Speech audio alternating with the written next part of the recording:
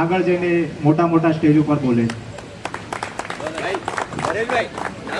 હા, પ્રથમ હું અમારા અર્ણવ જીતેનભાઈ વાઘેલા તેમજ અમારા કનિષ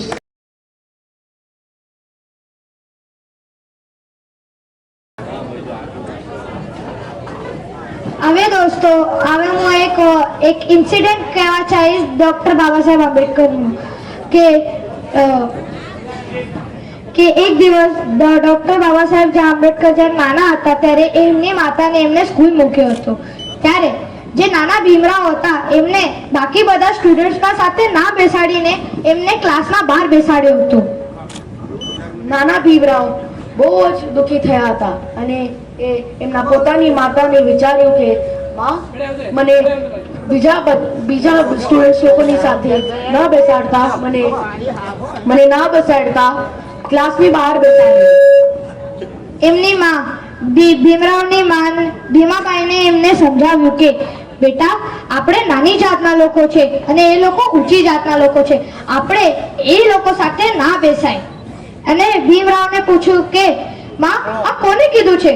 એમને કીધું કે બેટા, આ બધું એમની બુક્સમાં લખ્યું છે. ભીમરાવે બોલ્યું કે આ બુક્સમાં તો એમને ખોટું પણ લખ્યું હોય ને, પણ એમની માતા પાસે આ પ્રશ્નનો ઉત્તર નહોતો. પણ બાબા સાહેબ ચૂપ નથી બેસ્યા.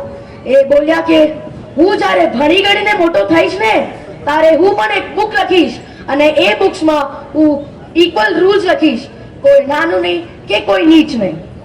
ખરેખર બાબા સાહેબને પણ એમને ખુદના એટલું કેપેબલ બનાવ્યો કે એમને પણ ખુદની બુક્સ લખી અને બધા માટે ઇક્વલ રૂલ્સ અને રાઇટ્સ બનાવ્યા. સાચું, કોઈ મોટું નહીં, કોઈ નાનું નહીં. અને આ બુક્સ કોઈ નાની મોટી બુક્સ નથી, એ આપણા ભારતના સંવિધાન હતા.